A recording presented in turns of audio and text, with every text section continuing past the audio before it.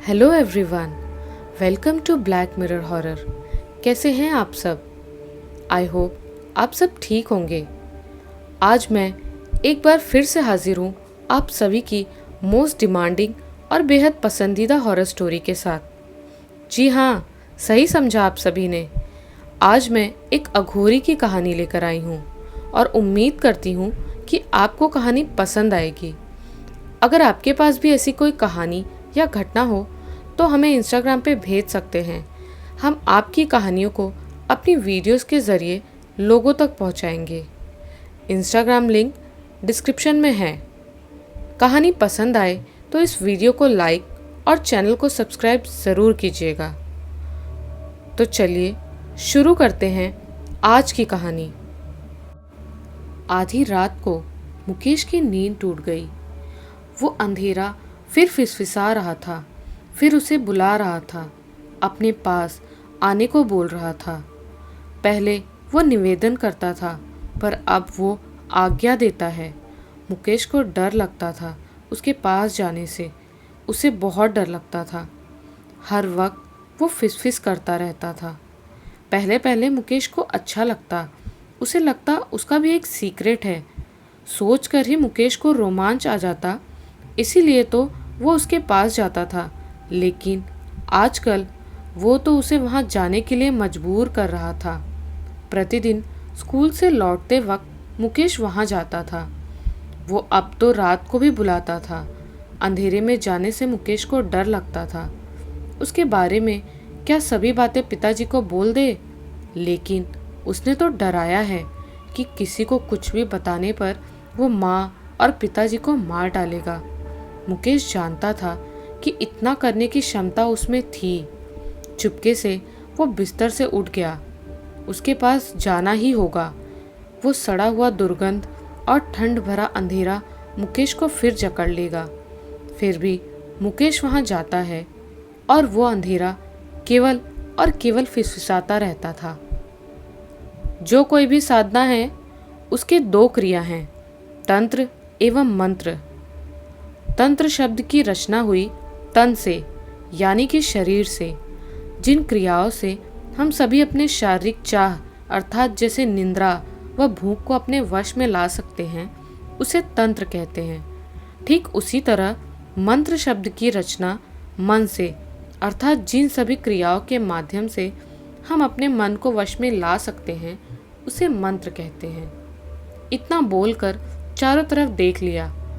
Auditorium पूरा भरा हुआ था और सुनने वाले ज़्यादातर युवा ही थे। पुराने संस्कृति के प्रति आजकल के लड़के लड़कियों की जिज्ञासा बहुत बढ़ गई है। कुछ देर उन सभी की तरफ देखकर माइक पर फिर मुंह लगाया। आज फिर यहीं पर समाप्त किया जाए। सेमिनार के लास्ट में हम सभी कुंडलिनी जागृति करने के बारे में जानेंगे। आज के टॉपिक से अगर किसी को कोई भी प्रश्न पूछना है तो एक एक कर पूछ लो। बहुत सारे हाथ उठे। सभी के प्रश्नों के उत्तर देने में और 40 मिनट बीत गया। फिर धीरे धीरे सभी बाहर जाने लगे। अब तक मैं यानी डॉक्टर ओमकार तिवारी लेक्चर दे रहा था। असम के एक छोटे से शहर में उपस्थित एक यूनिवर्सिटी हॉल में भारतीय मिथोलॉजी और मेटाफिजिक्स विषय से मैंने डबल डॉक्टरेट किया है। बीते 3 सालों में मेरे लिखे 2 किताब लोगों ने बहुत ही ज़्यादा पसंद किया, इसलिए मेरे सेमिनार और लेक्चर में भीड़ का जमा होना स्वाभाविक हो गया है। प्रोजेक्टर से पेन ड्राइव निकालकर पीछे मुड़ते ही देखा, एक कम उम्र की लड़की मेरे तरफ देखकर ही चुपचाप खड़ी है। तुम? हाँ, तुम्हें कुछ पूछना है? हाँ सर, कुछ। मैंने पास जाकर बोला। कोई भी प्रश्न हो तो बोल सकती हो, कोई बात नहीं। लड़की बोली, नहीं सर, बात कुछ दूसरी है। मैं अपने प्रॉब्लम को लेकर और किसके पास जाऊं ये समझ नहीं पा रही थी। अरे बोल दो, इतना डरने की ज़रूरत नहीं। वो लड़की कुछ देर सोचती रही, फिर बोली, सर मेरा नाम संध्या है। मेरा घर उस पहाड़ के नीचे वाले टाउन में है। हम सभी मतलब मेरी पूरी फैमिली एक समस्या में पड़ी हुई है। कुछ महीने पहले हमारे घर के आसपास एक तांत्रिक की तरह दिखने वाले अघोरी साधु को हमने देखा। हम सभी ने किसी न किसी वक्त उन्हें देखा है। आप तो जानते ही हैं, ये असम जगह तंत्र मंत्र का पीठ स्थान है, इसलिए पहले हम सभी ने इस बारे में विशेष ध्यान नहीं दिया। लेकिन इसके बाद से ही मेरा भाई मुकेश बहुत बीमार पड़ने लगा। देखते ही देखते कुछ महीनों में वो पूरी तरह अस्वस्थ हो गया। बहुत सारे डॉक्टरों को दिखाया गया, बहुत सारे टेस्ट हुए, लेकिन कुछ नहीं किया जा सका। 1 महीने पहले ही मेरे भाई की मौत हुई है। अंतिम की बात को बताते हुए उस लड़की का गला भारी हो गया। उसके दोनों आंख पानी से भर गए। खुद को संभाल वो फिर बोलने लगी, हम सभी का यही मानना है कि ये सब उस अघोरी का ही किया धरा है, लेकिन क्या किया जाए, मैं कुछ भी समझ ही नहीं पा रही। पुलिस के पास इस बात को लेकर कैसे जाऊं? लेकिन हाँ, वो साधु हमारे घर के आसपास ही घूमता रहता है। भाई के मरने के बाद पिताजी एक दिन गुस्से में आग बबूला होकर उस अघोरी को मारने दौड़े थे। लेकिन आप शायद विश्वास नहीं करेंगे सर, मैंने अपनी आंखों से देखा था कि उस अघोरी के हाथ उठाते ही पिताजी बेहोश होकर वहीं रास्ते पर गिर पड़े। क्या? उसके बाद मैंने जाकर देखा तो पिताजी मानो सो रहे थे। हम सभी इस घटना से बहुत ज़्यादा डर गए थे। इसके बाद आतंक से हमने घर से ही बाहर निकलना बंद कर दिया। भाई के मरने के बाद माँ की स्वास्थ्य भी दिन ब दिन खराब होती जा रही है। अभी तक वो अघोरी यहाँ से नहीं गया है, घर के आसपास ही रहता है। मैंने खुद उसे रात में अपने घर के पीछे वाले आम के बगीचे में देखा है। ज्वलंत दृष्टि से वो अघोरी मेरे ही घर की तरफ देख रहे थे। हम क्या करें, कुछ भी समझ ही नहीं आ रहा था। सर, हमें बचाइए। लड़की के निवेदन वो घटना को सुनकर बहुत दुख हुआ। अपने बात को खत्म कर वो लड़की फिर बोली, आपको तो इन सभी तंत्र मंत्र के बारे में बहुत सारा ज्ञान है। मैंने आपकी लिखी दोनों किताबों को भी पढ़ा है। आप हमारे शहर में आए हैं, इसीलिए ये मौका गंवाना नहीं चाहती थी। किसी तरह साहस करके मैं अकेली ही चली आई। कुछ देर सोचकर मैंने उत्तर दिया, देखो मैं क्या कर सकता हूँ, ये इस तरह बोलना संभव नहीं है, इसीलिए तुम अपने घर का पता और मोबाइल नंबर देकर जाओ। अगर हो सके तो आज शाम को मैं वहाँ आऊँगा। बहुत बहुत धन्यवाद सर। गाड़ी में बैठकर संध्या के घर के रास्ते पर जाते हुए अघोरी वाली बात बार बार दिमाग में घूम रही थी। याद आ रहा था कॉलेज के समय की कुछ बातें। साल था 1984-85। उस समय गुजरात के एक इंजीनियरिंग कॉलेज में मैं पढ़ रहा था। उसी समय पूरे राज्य में कर्फ्यू लगा था और परिस्थिति ऐसी हो गई थी कि हमारा वहाँ रहना अब संभव नहीं था। इसलिए मैं और मेरा रूममेट अगली रात हम दोनों कर्फ्यू लगने के बाद भी वहाँ से भाग निकले। लेकिन हॉस्टल से कुछ दूर जाते ही कुछ गुंडे हमारे सामने आ गए। किसी तरह हम दोनों दौड़कर वहाँ से भागते हुए पास ही के शमशान में पहुँच गए। पीछे उस वक्त भी उनका पूरा समूह दौड़ रहा था। उसी शमशान में देखा एक अघोरी सन्यासी को, भयानक रूप, सिर पर जटा, पूरे शरीर में चिता भस्म। वो अघोरी एक सड़े हुए मृत शरीर के ऊपर पद्मासन में बैठे हुए थे और उनके सामने बहुत सारे नर खोपड़ी सजाकर रखे हुए थे। हमें दौड़ाने वाला समूह भी ये दृश्य देखकर वहाँ रुक गया। वो अघोरी पहले ज्वलंत आंखों से हमें देख रहे थे, फिर उन दंगेबाजों को, फिर उनसे कहा, क्या चाहिए तुम सभी को? वो उनमें से एक आदमी निकलकर बोला, बाबा हमें ये दोनों चाहिए। तो अघोरी बाबा बोले, तो तू एक ब्रह्म हत्या करेगा? इस बात को उस समय मैंने ध्यान नहीं दिया। बाद में सोचकर देखा कि उनके लिए ये जानना असंभव था कि मैं ब्राह्मण हूँ। उस आदमी ने कहा, बाबा चुपचाप इन दोनों को हमें सौंप दो। अघोरी बाबा गुस्से में बोले, मैं सिर्फ हिंदू नहीं हूँ, मैं ही भगवान हूँ, अहम ब्रह्मास्मि। तू लेकर जाएगा इन्हें? तू? रुक, देख मैं क्या करता हूँ, देख। ये बोलकर अघोरी बाबा ने आंख बंद कर धीरे से किसी अन्य भाषा में कुछ पढ़ते पढ़ते सामने रखे खोपड़ी को हाथ में उठा लिया और फिर जोर से उसे नीचे जमीन पर पटका। अचानक तुरंत ही दर्द से कराहते हुए वो आदमी नीचे गिर गया। पटकने के कारण जहाँ से वो कंकाल खोपड़ी टूटा था, ठीक उसी जगह उस आदमी के सिर से खून बह रहा था। अघोरी फिर चिल्ला उठे, और कौन ले जाना चाहता है इन्हें? आजा, आ। इसके बाद तो वो सभी किसी तरह उस आदमी को उठाकर भाग निकले। फिर अघोरी हमें देखकर बोला, जाओ, अब दोनों यहाँ से भाग जाओ। मैंने निवेदन करते हुए कहा, बाबा, अगर आज रात हम लौटे तो वो सभी हमें ज़रूर मार डालेंगे। आज रात हमें यहीं पर रहने दीजिए। कुछ देर मेरी तरफ देखकर अघोरी ने इशारे से मुझे अपने पास आने को कहा। मैं डरते हुए उस तरफ आगे बढ़ा। पास जाते ही एक सड़ी हुई दुर्गंध नाक में आई। उल्टी आ जाए ऐसी मरी और सड़ी हुई दुर्गंध। अघोरी दोनों हाथों से मेरे सिर को पकड़कर मेरे आंखों में कुछ देख रहे थे।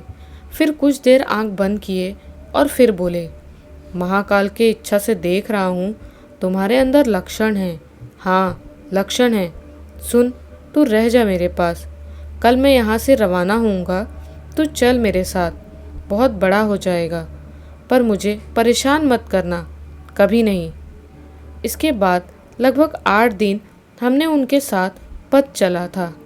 उनके पास से बहुत कुछ अद्भुत ज्ञान जाना था और वहीं से मेरा झुकाव इस तंत्र मंत्र विषय पर है। इस विषय का मतलब है ये सभी अलौकिक बातें जो मनुष्य के सोच से परे हैं, उसके नियम को मैंने देखा है और चाल चलन भी। फिर भी और कुछ जानने के बारे में जिज्ञासा हमेशा बढ़ती ही गई। हिमाचल पहुंचकर मैंने बिहार के लिए ट्रेन पकड़ी और मेरा दोस्त वो दिल्ली जाने को रवाना हो गया। जाने से पहले उस अघोरी ने मेरे माथे के ठीक बीच में तर्जनी उंगली को रखकर कुछ मंत्र पढ़े थे। फिर कहा था, जा जा, अब मैं तुझे कभी नहीं मिलूँगा, लेकिन तेरे अंदर साधु लक्षण हैं, इसीलिए तुम्हारे अंदर कुछ शक्ति को जगा दिया है, भविष्य में काम आएंगे। 25 साल पहले की इस घटना में खो सा गया था मैं। सोच टूटी ड्राइवर की इस बात से। साहब आ गए। गाड़ी से चेहरा निकाल कर देखा, चारों तरफ एक अद्भुत सी शांति थी, जैसे किसी शमशान की निस्तब्धता हो।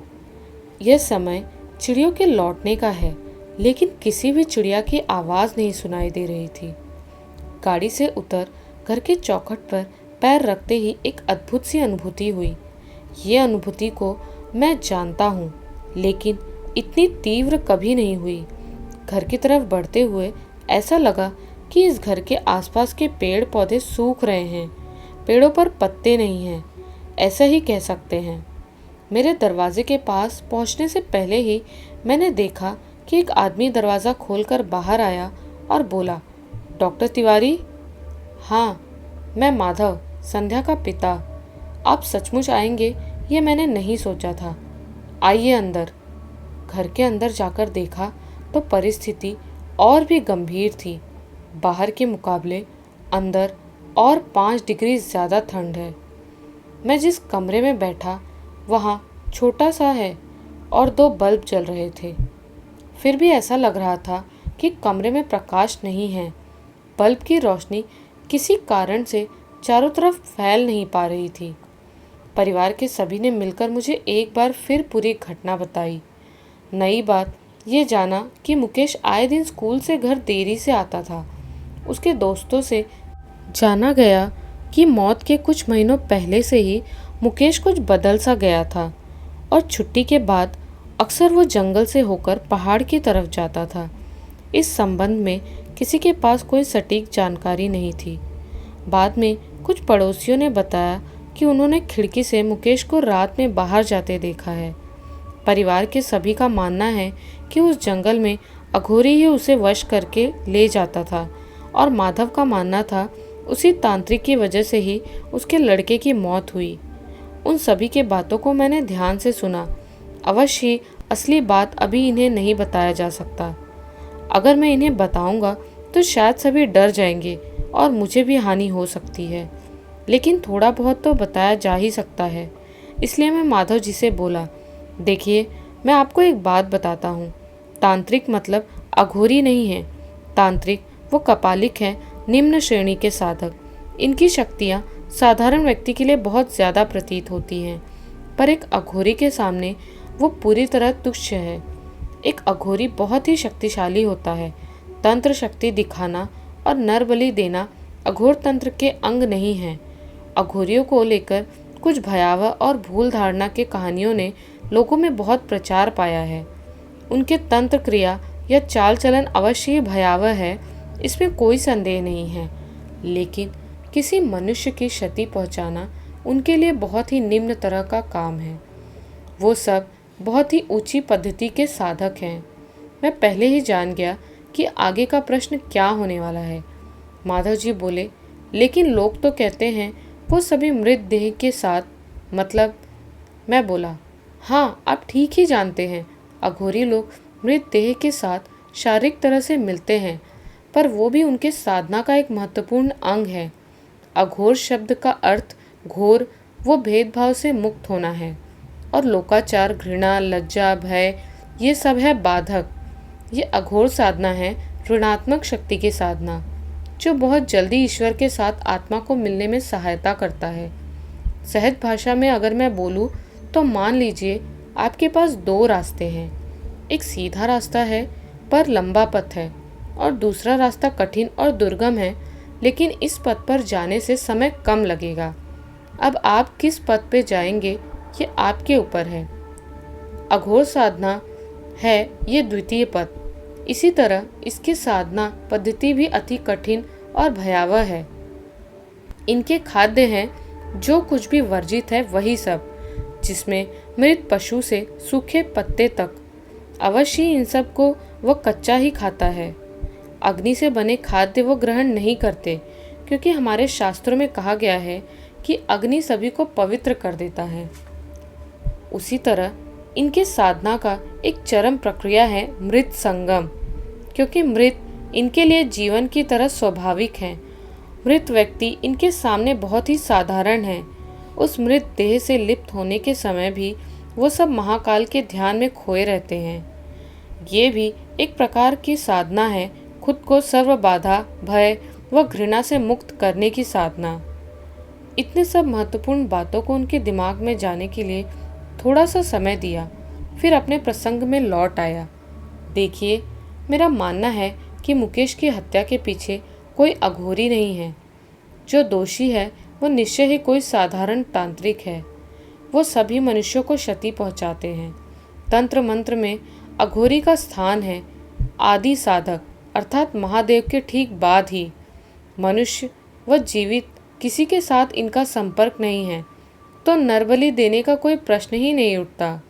तब मतलब मंत्र से ही सही में मुकेश को मारा है, तो वो कपालिक कोई अघोरी नहीं बल्कि कोई शैतान तांत्रिक होगा, जिसकी क्षमता बहुत ही कम है।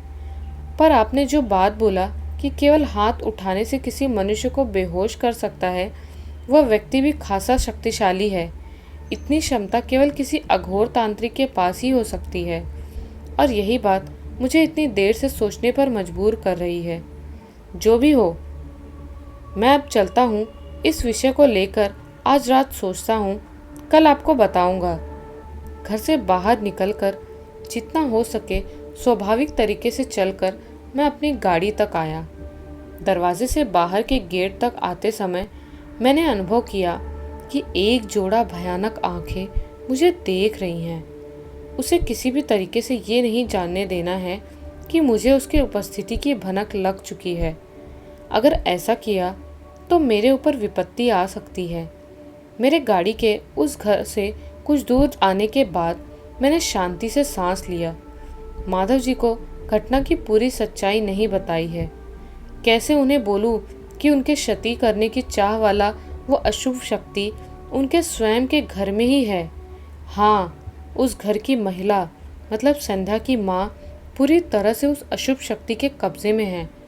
घर में जाते ही मैं समझ गया था वो पूरी तरीके से शैतानी शक्ति के कब्जे में है, बहुत ही शक्तिशाली शैतानी शक्ति के। उस रात नींद नहीं आ रही थी।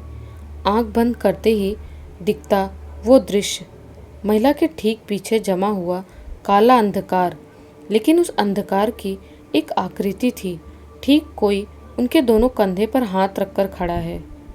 उस अंधकार के भीतर से तो जलती हुई आंख मानो मुझे ही घूर रही थी।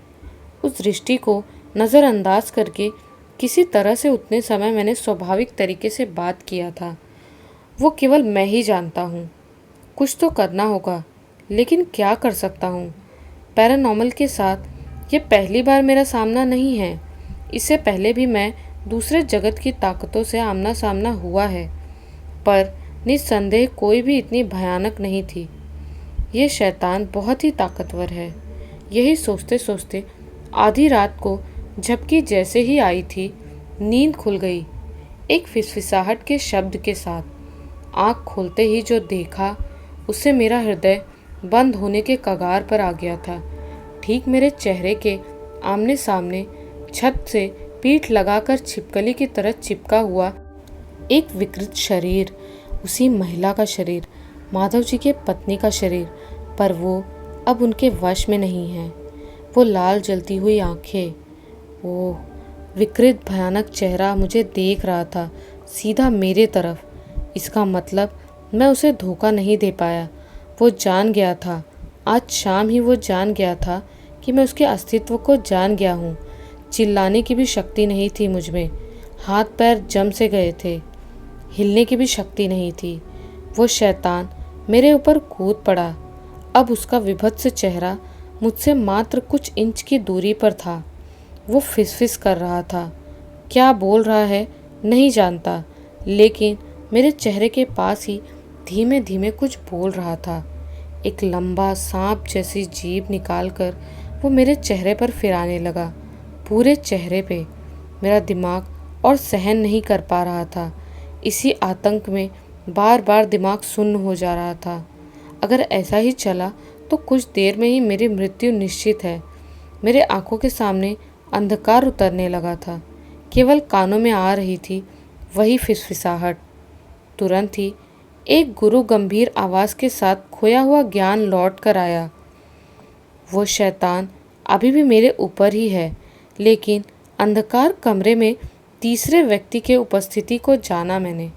बाएं तरफ देखा, एक विकट दिखने वाला अघोरी हाथ में त्रिशूल उठाकर मंत्र पाठ कर रहा है।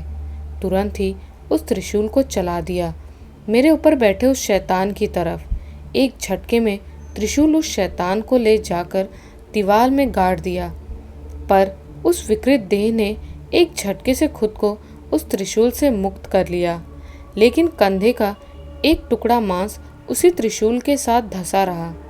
वो क्या है ये बोलना मेरे लिए थोड़ा कठिन था, परंतु वो सांप की तरह दीवार से चलते हुए खिड़की से बाहर निकल गया, और साथ ही वो फिसफिस शब्द क्रम से दूर और दूर जाने लगा। खुद को संभाल मैं उठ खड़ा हुआ। तब तक वो अघोरी बेड पार कर दीवार से त्रिशूल को खोल लिया। पास आकर उन्होंने कंधे को हिलाकर बोला, उठ उठ, होश में आ, समय नहीं है, उस लड़की के घर पर खबर दो। क्या क्या बोले? उत्तेजना से तब भी मेरे शब्द अटक रहे थे। अघोरी बोला, मैं इतने दिन प्रतीक्षा कर रहा था कि कब वो शैतान उस घर को छोड़कर निकलेगा, इसलिए उस घर के आसपास घूम रहा था। आज शैतान को रात में निकलते देखते ही पहले उस घर का गृह बंधन कर दिया है। वो शैतान अब उस घर में नहीं जा सकता। मैं तब भी ठीक से कुछ समझ नहीं पा रहा था, केवल अघोरी की तरफ देख रहा था। वो बिगड़कर बोले, ए मूर्ख, बात समझ नहीं पा रहा? उस लड़की को खबर पहुंचा, ये शैतान उसके घर में नहीं जा पाएगा, इसीलिए पति और लड़की को बाहर बुलाएगा और बाहर आते ही उन दोनों को मार डालेगा। खुद के उस यंत्र से उसे खबर पहुंचा। अघोरी का इशारा मेरे तकिए के पास रखे मोबाइल की तरफ था। अब समझा यंत्र का मतलब मेरे मोबाइल के बारे में कह रहे हैं। पूरी बात मेरे सामने ठीक न होने के बाद भी अंतिम के बातों को समझ गया हूँ। तुरंत ही संध्या को फ़ोन लगाया। नहीं जानता कि इतनी रात फ़ोन आने पर क्या सोचेगी। बहुत देर रिंग होने के बाद उसने फ़ोन उठाया। हेलो संध्या। हाँ, मैं डॉक्टर तिवारी बोल रहा हूँ। ठीक से सुनो, मेरे पास बहुत ज़्यादा समय नहीं है। तुम्हारी माँ को एक अशुभ शक्ति ने पकड़ा हुआ है। हाँ, ठीक बोल रहा हूँ। तुम्हारे माँ को ही। इस मुहूर्त उनके कमरे में जाने पर देखोगी वो बिस्तर पर नहीं है, क्योंकि कुछ देर पर वो हमला करने मेरे रूम में आई थी। हाँ, ये अशुभ शक्ति तुम्हारे भाई की मृत्यु की भी दोषी है। मेरे बात को ध्यान से सुनो। तुम्हारी माँ अब घर के अंदर नहीं आ पाएगी, क्योंकि मंत्र से तुम्हारा घर इस समय सुरक्षित है। इसलिए वो अशुभ शक्ति तुमको और तुम्हारे पिताजी को बाहर बुलाएगी, लेकिन भूल से भी तुम सब बाहर नहीं निकलोगे। मैं फिर कह रहा हूँ, भूल से भी तुम सब दरवाज़ा नहीं खोलोगे। अगर तुम दोनों निकल गए तो तुम्हारी मृत्यु होगी। हाँ, याद रखो, कोई बाहर ना निकले। मैं कुछ देर बाद तुम्हें फिर फ़ोन करता हूँ। इतना बोलकर मोबाइल रख दिया। उठकर अघोरी को बोला, चलिए हम दोनों को उसके घर जाना होगा, उनको विपत्ति आ सकती है। अघोरी ने मुझे आश्चर्य वाला जवाब दिया, नहीं नहीं, उससे भी ज़रूरी काम है हमें, चल मेरे साथ। सोच नहीं पा रहा था कि क्या बोलूं, इसलिए उनको बाबा कहकर संबोधन किया। कहाँ चलूं बाबा, मैं तो कुछ भी समझ नहीं पा रहा, आप कौन हैं?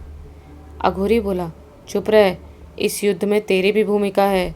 समय आने पर तुझे सब कुछ बता दूंगा। गेस्ट हाउस का दरबान मुझे इतनी रात को बाहर निकलते देख कुछ बोलने जा रहा था, लेकिन अघोरी के आँख को देखकर उसके मुंह से कुछ न निकला। मैं जल्दी से गाड़ी में बैठा। अघोरी मेरे पास ही बैठा। अघोरी के पास बैठते ही नाक में गंध आई।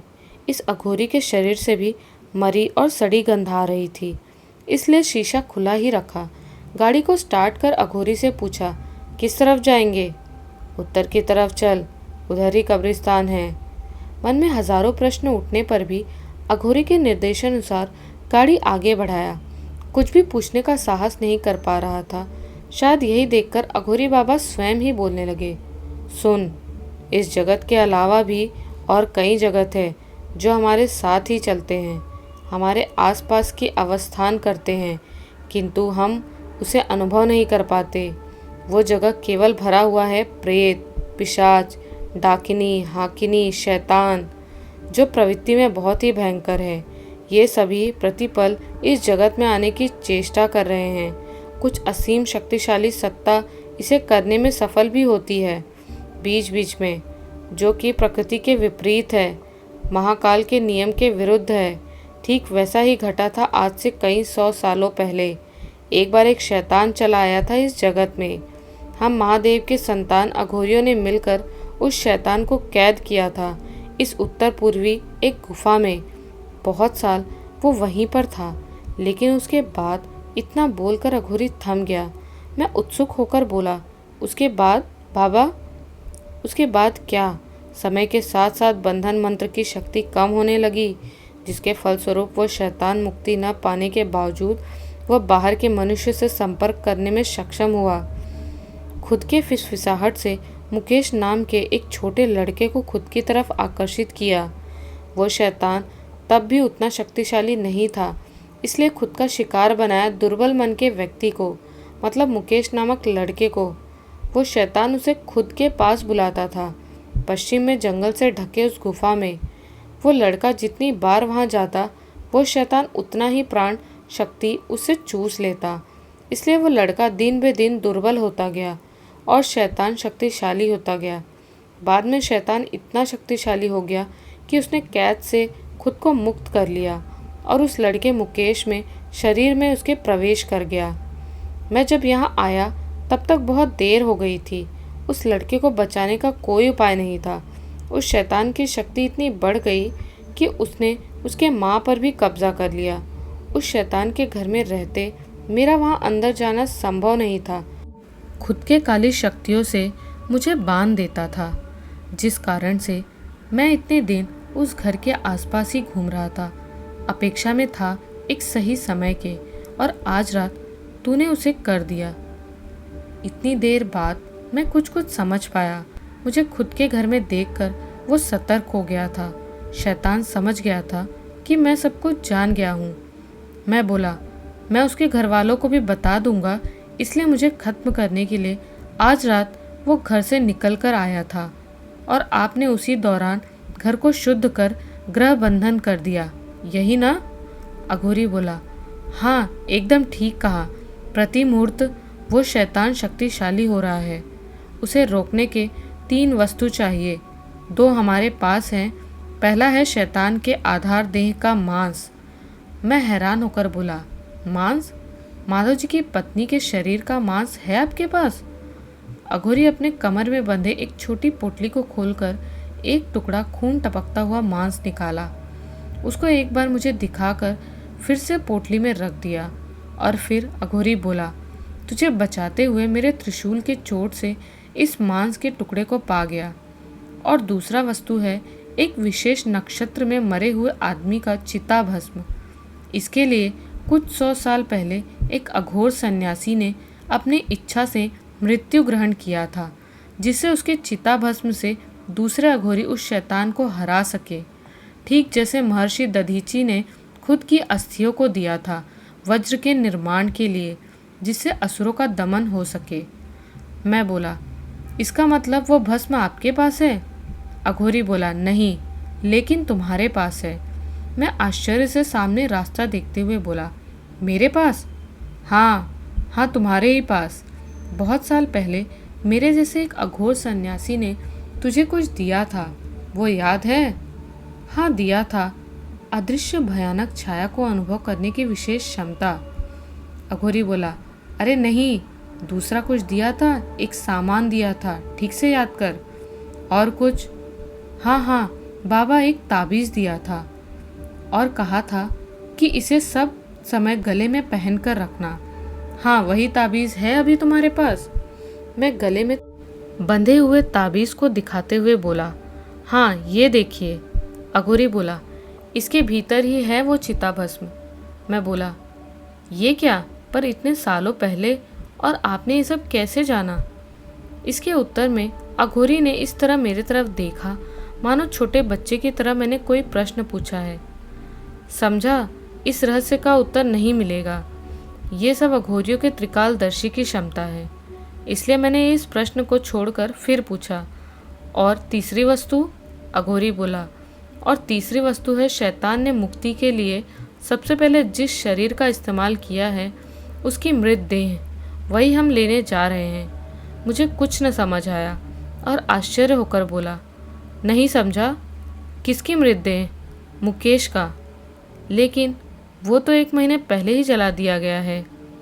उत्तर में फिर हंस उठा अघोरी, अरे मूर्ख, ये मुकेश का परिवार हिंदू नहीं है। उन सब ने ईसाई धर्म की दीक्षा प्राप्त की है। मैंने खुद अपने आंखों से उस लड़के को कब्र देते देखा है। सब ही महाकाल की इच्छा है। जय महाकाल, जय महाकाल।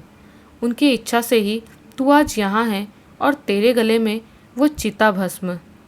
डर नहीं, कोई डर नहीं है। महाकाल तेरे साथ है, रुद्र तेरे साथ है, मैं तेरे साथ हूँ। अहम ब्रह्मास्मि। मैं बोला, लेकिन बाबा, कब्र खोद कर तो लाश निकालना पड़ेगा। अघोरी के इस बार के हंसी को सुनकर मेरे माथे से पैर तक डर व भय दौड़ पड़ा। पुराने चर्च के पीछे वाले कब्रिस्तान में पहुंचने में आधा घंटा लगा। बारिश शुरू हो गई थी, साथ ही बिजली भी कड़कड़ा रही थी। चिंता हो रही थी संध्या और उसके पिताजी माधव के लिए, इसलिए गाड़ी से उतरकर ही उन्हें फ़ोन लगाया। इस बार अवश्य ही एक रिंग में फ़ोन उठ गया और उन्होंने बताया कि सब कुछ ठीक है, पर दोनों को बहुत ज़्यादा डर लग रहा है। वहाँ जो घटा है वो कुछ इस तरह से है। उसके माँ रूपी शैतान घर पहुँचा कुछ देर पहले ही। घर में घुसते हुए बाधा पाने के कारण बहुत गुस्सा हो गया। पहले माँ के गले में बाहर आने को कहा, लेकिन इसके उन्होंने अंदर आने को कहा। जैसे ही पिता और लड़की बाहर निकलने में राजी नहीं हुए, तब शैतान ने अपना असली रूप लिया और डर दिखाकर उन्हें बाहर निकालने की चेष्टा की। उसमें भी सफल न होने पर बहुत गरज कर जंगल की तरफ भाग गया। पिता और लड़की उसी दृश्य को देखकर अब तक भय से मूर्तिमान हो गए हैं। उसके बाद क्या करें ये पूछने पर मैंने उनसे कहा, मेरे निर्देश न देने तक तुम दोनों में से कोई भी बाहर नहीं निकलेगा। यही बोलकर फ़ोन रख सोचा अघोरी बाबा को एक घटना बताऊं, क्योंकि हम भी इसी जंगल में आए हैं। मैंने जब उन्हें सारी बात बताई तो मेरी बात को सुन उन्होंने कुछ ज़्यादा आग्रह नहीं दिखाया। मैं कब्रिस्तान के गेटमैन के पास गया। बूढ़ा आदमी था, गाड़ी की आवाज़ से ही जाग गया था। बहुत सारे पैसे का लोभ दिखाकर कब्रिस्तान में जाने की अनुमति प्राप्त हुई, लेकिन उन्होंने जब जाना कि अंदर घुसने का सही उद्देश्य क्या है, तब स्वाभाविक वो इसमें राज़ी नहीं हुए। मैं पैसा और बढ़ाने लगा, लेकिन फिर भी गेटमैन राज़ी नहीं हुआ। इतने में अघोरी बाबा वहाँ आ गए। ये मूर्ख समय क्यों नष्ट कर रहा है? अघोरी बाबा गेटमैन के पास आकर उसकी तरफ आशीर्वाद देने की तरह मुद्रा करते ही गेटमैन बेहोश होकर पास के खटिये में लुढ़क गया। मुझे उपेक्षा कर अघोरी बाबा सीधा गेटमैन के कमरे में घुस गए। कुछ देर बाद ही निकल आए, हाथ में एक फावड़ा और एक बेलचा लेकर। बेलचा मेरे हाथ में पकड़ाकर कब्रिस्तान के अंदर चल पड़े। मैं भी पीछे चला। कुछ देर बाद एक कब्र के सामने आकर रुके। कब्र को देखकर ही समझा जा रहा था कि ये नई कब्र है। कब्र के ऊपर अभी भी कुछ सूखे हुए फूल रखे थे, लेकिन सबसे आश्चर्य की बात है कि उस कब्र के आसपास के वृत्ताकार जगह में सभी घास मर गए थे। कुछ मरे हुए कीड़े और एक मरी हुई चिड़िया भी वहाँ पड़ी हुई थी, ठीक जैसे संध्या के घर के आसपास हुआ था।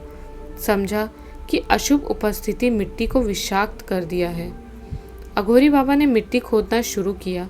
उनके देखा देखी मैं भी मिट्टी में एक बार करते ही पास ही कहीं जोर की बिजली कड़कती हुई गिरी। यहाँ का मौसम ऐसा ही है, तूफान और बरसात होता ही रहता है, फिर भी इस बिजली के गिरने की आवाज़ से मैं काँप उठा। अघोरी बाबा थोड़ा सा भी विचलित न होकर मिट्टी खोद रहे थे। बरसात के कारण मिट्टी आसानी से निकल रही थी, इसलिए बहुत ज़्यादा परिश्रम नहीं करना पड़ा। गड्ढा जितना बड़ा होता गया, हवा और बरसात मानो और बढ़ने लगे। रह रह कर बिजली गिर रही थी, हवा भी तेज़ होती जा रही थी। जब तक ताबूत दिखाई दिया तब तक मूसलाधार बारिश शुरू हो गई थी। मिट्टी का गड्ढा जल्द ही पानी से भरा जा रहा था। ताबूत का ढक्कन खोलते ही चारों तरफ फैल गया देह सड़ने की दुर्गंध। निकल आया मुकेश का सड़नशील मृतदेह। फिर मेरे पेट के अंदर से उल्टी आने को हुई। इन सब से मेरा विशेष ज्ञान नहीं है, पर 1 महीने का मृत्यु देह क्या इतना विकृत हो सकता है? ये मानो अस्वाभाविक तरीके से विकृत हुआ है। सबसे भयानक है मृतदेह के खुले हुए दोनों आँख, मरे हुए मछली के जैसे सामने की तरफ देख रहा है। आश्चर्य था, दोनों आँख कैसे ठीक हैं? उसे तो सबसे पहले नष्ट होना चाहिए था। अघोरी बाबा कूदकर गड्ढे में उतरे और इशारे से मुझे भी आने को कहा। इस समय मैं यहाँ से लौटने के लिए जो भी मूल्य चाहिए वो देने को तैयार था, क्योंकि चारों तरफ अशुभ की छाया थी। यहाँ जो भी घट रहा था कुछ भी स्वाभाविक नहीं था। फिर भी उस अघोरी बाबा की दृष्टि में ऐसा कुछ था कि उनके निर्देश को अमान्य करने का साहस मेरे भीतर नहीं था। उस पानी वाले कीचड़ में मैं भी उतर गया। पहली बारी में उस मृतदेह को हम किसी भी तरह ऊपर उठा नहीं पा रहे थे। एक छोटे लड़के का शरीर इतना भारी। अघोरी बाबा ने सीधा खड़ा हो ऊपर की तरफ देख, आंख बंद कर कुछ मंत्र पढ़े और फिर इशारा किया, और एक बार मृतदेह को उठाने की आश्चर्य से इस बार मृतदेह सहज ही उठ गई। उसको गड्ढे के ऊपर रख हम भी ऊपर उठे, फिर पकड़कर मृतदेह को ले गए गेट की तरफ। मैं और अघोरी दोनों उस मृतदेह को लेकर उस कब्रिस्तान के गेट की तरफ चले। मुकेश के मृतदेह का सिर मैंने व पैर अघोरी ने पकड़ा था। अभी गेट के पास पहुंचने ही वाले थे कि उस मृतदेह में हलचल होने लगी। वो मृतदेह कांप उठा और तुरंत ही अघोरी से पैर छुड़वाकर मेरे ऊपर चिल्लाते हुए लपक पड़ा। मैं वहीं ज़मीन पर धड़ाम से गिर पड़ा और वो मृतदेह मेरे सीने पर चढ़कर मेरे गले को ज़ोर से पकड़ लिया। मैं ज़ोर से चिल्ला पड़ा। वो मृतदेह अभी भी गुर्राते हुए अपनी पकड़ मजबूत करते जा रहा था। ऐसा लगा कि अभी डर से जान निकल जाएगी। तभी अघोरी के चिल्लाने की आवाज़ आई, जय महाकाल। देखा तो ऊपर की तरफ शेर और आंख बंद कर अघोरी कोई मंत्र पढ़ रहा था। फिर मंत्र पढ़कर उन्होंने आंख खोला और हाथ उस मृतदेह के सिर पर रख दिया। तुरंत ही वह मृतदेह शांत हो गई और मेरे पास ही गिर पड़ी। मैं डर से एक पल तो कांप उठा था। जल्दी से उठ खड़ा हुआ और अघोरी से बोला, बाबा ये क्या था? मुकेश का शरीर कैसे जाग उठा? अघोरी बोला, उस शैतान की काली शक्ति का अंश अभी भी इस शरीर के अंदर है और वो हमें रोकना चाहता है। अब जल्दी करो, हमें जल्दी से अपने काम को अंजाम देना होगा। तुरंत ही इस बारिश में एक और बिजली कड़कड़ाती हुई गिरी। मैं फिर से कांप सा गया, पर अब कुछ भी डरना नहीं है। उस मृतदेह को मैंने और अघोरी ने फिर उठाया और बाहर खड़े गाड़ी की तरफ चले। कब्रिस्तान से बाहर आकर देखा तो गेटमैन अभी भी खटिया पर बेसुध पड़ा हुआ है। मैंने गाड़ी के डिक्की में उस मृतदेह को रखा और गाड़ी स्टार्ट की। अघोरी बाबा मेरे पास की सीट पर बैठे। मैंने पूछा, बाबा अब कहाँ चलूँ? अघोरी बोला, उत्तर के पहाड़ वाले जंगल की तरफ चल, वहीं वो गुफा है। मैंने गाड़ी उत्तर की तरफ बढ़ा दी। रात अपने पूरे चरम पर थी। चारों तरफ अंधेरा ही अंधेरा। हर वक्त किसी अशुभ व भयानक कुछ होने की आशा में चल रहा था। मुझे ऐसा लग रहा था कि अभी शैतानी शक्ति हम पर हमला करने वाली है। और तो और वो शैतानी अभी भी खुला ही घूम रहा है, न जाने कहाँ, और अब वो हमारे सामने आ धमके। आखिर उसे तो इसकी खबर हो ही गई होगी कि हमने उसके आधार देह को अपने साथ रखा है।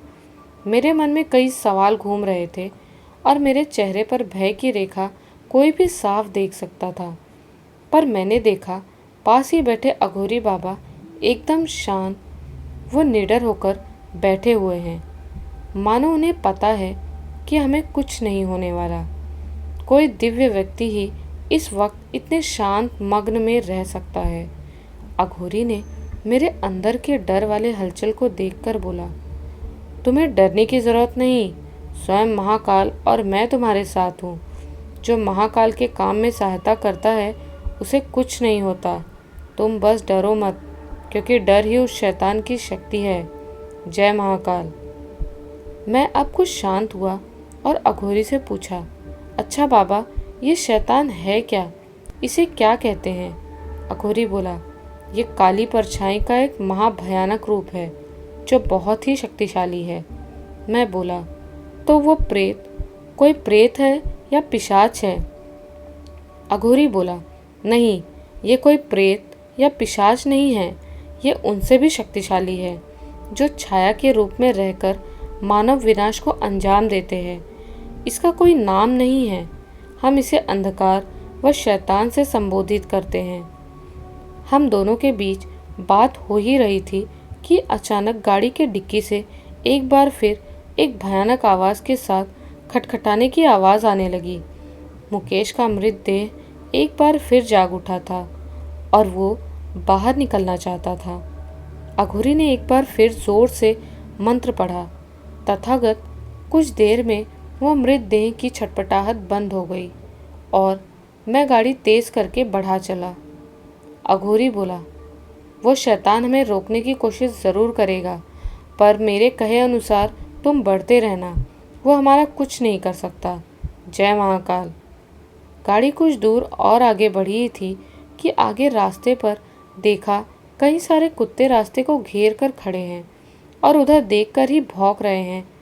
इस अंधेरे में साफ दिख रहा था मानो उनके आंख लाल लाल बिंदु की तरह हो गए थे।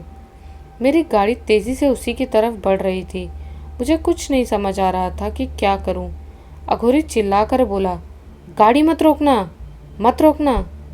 मैं बोला, पर कुत्ते गाड़ी के नीचे आ जाएंगे, मैं ऐसा कैसे करूं?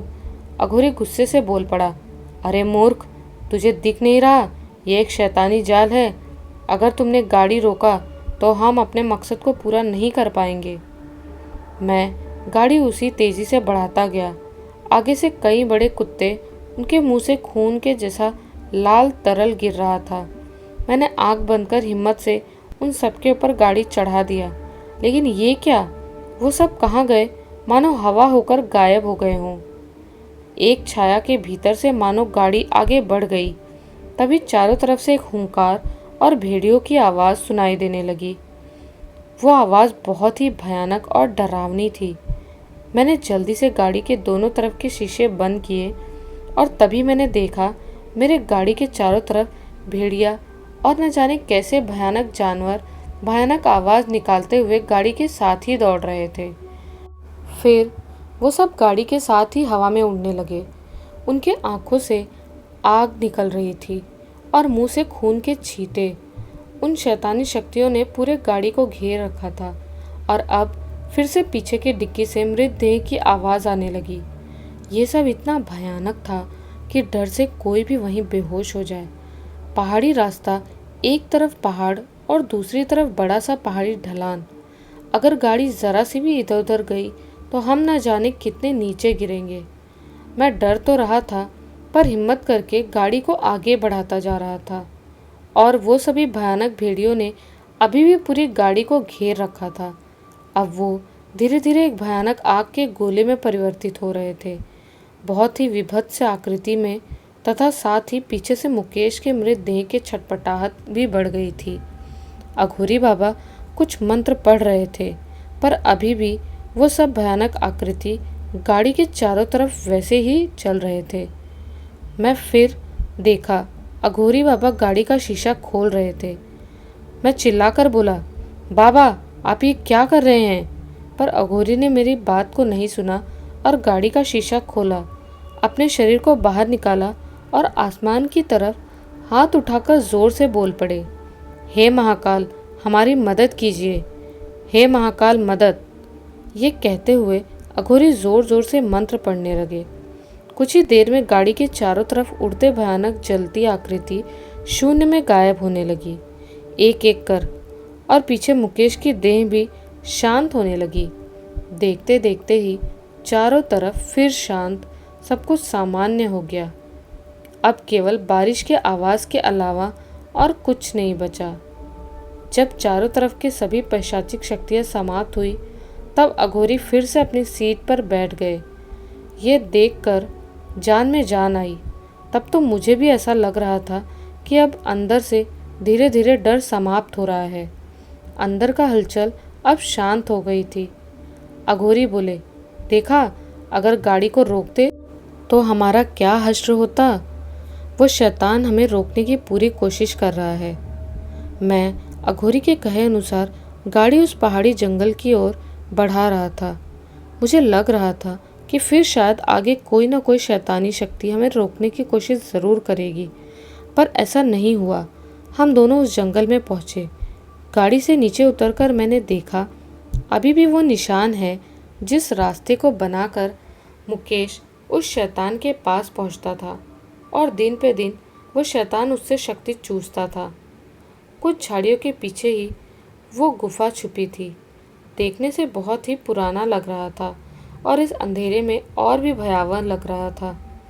उसके चारों तरफ शैतान की उपस्थिति के चिन्ह साफ थे। यहाँ आना किसी के लिए भी सही नहीं था। आज मेरी मृत्यु भी हो सकती है, पर अब मुझे कोई डर नहीं। जो होगा देखा जाएगा। जब एक अघोरी लोगों की जान बचाने के लिए इतनी मेहनत कर रहा है और किसी किसी ने इसके लिए अपने शरीर का भस्म तक दिया है, तो मैं ये क्यों नहीं कर सकता। यह दृढ़ निश्चय किया कि इसका अंत तो मैं देख कर ही रहूँगा। पीछे देखा तो अघोरी डिक्की से मुकेश की देह को निकाल रहे थे। फिर अघोरी ने उसकी देह को अपने कंधे पर ऐसे रखा जैसे विक्रम के कंधे पर बेताल। मुकेश के शरीर को कंधे पर उठाकर अघोरी मेरे पास आए और मुझसे बोले, बेटा जो कुछ मैं अंदर करने जा रहा हूँ वो तुम्हें भयावह लगेगा, पर तुम डरना नहीं, महाकाल हमारे साथ हैं। अघोरी उस मृतदेह को कंधे पर रख गुफा के अंदर बढ़े। उन्हें अनुसरण करते हुए मैं भी अंदर गया। बाहर छाया था गहरा घना अंधेरा, साथ ही बारिश भी हो रही थी। चारों तरफ से पैशाचिक संकेत साफ था। मैं एक ऐसे कर्म में लिप्त हो चुका था जिससे कई और लोगों की जान बच सकती थी, पर अभी और इस रात मेरे प्राण बचेंगे या नहीं ये तो भगवान ही जानते थे। एक दिव्य अघोरी मेरे आगे चल रहे थे। उनके शक्तियों का अनुभव व दृश्य मैंने साफ देखा था, इसलिए अब मन में कुछ डर कम हुआ था। अघोरी मुकेश के मृतदेह को कंधे पर उठाकर उस गुफा के अंदर बढ़े। मैंने उनका पथ अनुसरण किया, हाथ में छोटे से टॉर्च को लेकर। जब गुफा के अंदर पहुंचा तो देखा अघोरी ने न जाने कहां से कई प्रकार के सामान को पहले ही इकट्ठा करके रखा था। वहां तंत्र के कुछ सामान, नर खोपड़ी और भी न जाने कैसे कैसे लाल पीले सिंदूर, तेल।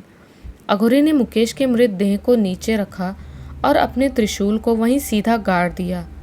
एक छोटी सी धुनी जलाई, फिर आंख बंद कर कुछ मंत्र पढ़ने लगे। अघोरी ने मंत्र खत्म किया, फिर वहीं रखे लाल रंग के सिंदूर और तेल को आग में डाला और फिर मुझसे कहा, इस सिंदूर से उस लड़के के चारों तरफ एक घेरा बनाओ। मैंने उनके बताए अनुसार ऐसा किया। फिर अघोरी ने अपने पोटली से उस राक्षस के शरीर के एक टुकड़े को निकाला और फिर उसे वहीं सामने रख दिया। अब मुझे कुछ कुछ समझ आ रहा था। मतलब ये है कि मुकेश का मृत शरीर उसे बुलाने का एक जरिया था और वो मांस का टुकड़ा जिससे उसके शरीर में दिव्यता को तंत्र द्वारा प्रवेश कराना था और मेरे गले में बंधे इस ताबीज के भस्म से उस राक्षस को कैद करना था। मुझे तो सोचते हुए भय का अनुभव हो रहा था कि आखिर आगे क्या होगा, पर फिर भी अघोरी पर मुझे पूरा भरोसा था। वो मुझे कुछ नहीं होने देंगे। अब देखा तो अघोरी उस मांस के टुकड़े को निर्धारित कर कुछ मंत्र की जाप और उस पर सिंदूर डाल रहे थे। जब वो मंत्र जाप समाप्त हुआ तो उन्होंने मुझसे वो ताबीज़ मांगा। फिर उस ताबीज़ को खोला तो मैंने देखा, हाँ, उनके कहे अनुसार ठीक उसमें भस्म था। अब उन्होंने अपने पोटली से एक शराब की बोतल निकाली और एक खोखली खोपड़ी, फिर उसमें शराब डाली।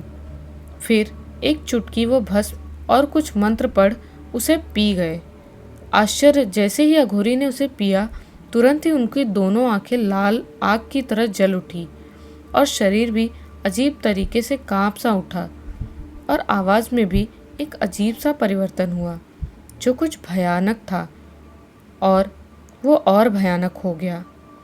जय महाकाल, जय रुद्र, ये कहते हुए वो एक बार फिर पागलों की तरह मंत्र पढ़ने लगे और फिर उठकर मेरे पास आए और मेरे आंखों में झांका। मैं साफ देख रहा था कि उनके दोनों आंख पूरी तरह लाल थी। मेरे चेहरे को देखते हुए वो बोले, तू डर रहा है? कैसा डर? मैं तेरे साथ हूँ, अहम ब्रह्मास्मि। ये कहते हुए उन्होंने मेरे चारों तरफ एक वृत्ताकार गोला बनाया, जैसे मैंने मुकेश के शरीर के चारों तरफ बनाया था। अघोरी बोले, यहाँ कुछ भी हो जाए, चाहे मुझे कुछ हो जाए, तुम इस वृत्त से बाहर मत आना।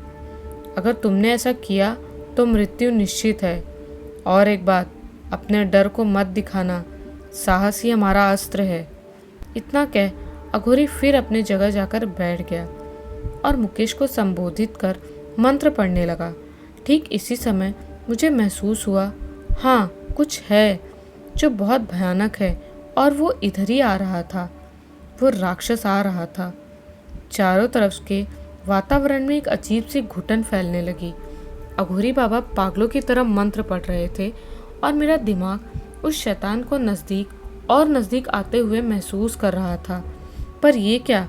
इस वक्त मेरे मन में एक सवाल उठा कि आखिर उस शैतान को बंदी कहाँ बनाया जाएगा? आखिर बंदी बनाने का आधार क्या होगा? ये सोच ही रहा था कि एक भयानक गर्जन से पूरी गुफा कांप उठी। हाँ, वो शैतान अपने रास्ते में बाधा को पाकर हमें खत्म करने आ धमका था। फिर एक भयानक गर्जन और दौड़ते हुए सामने आया एक आधा शैतान और आधा महिला का शरीर, और फिर वो एक महिला में बदल गया। फिर वो भयानक आवाज़ में हंसने लगा।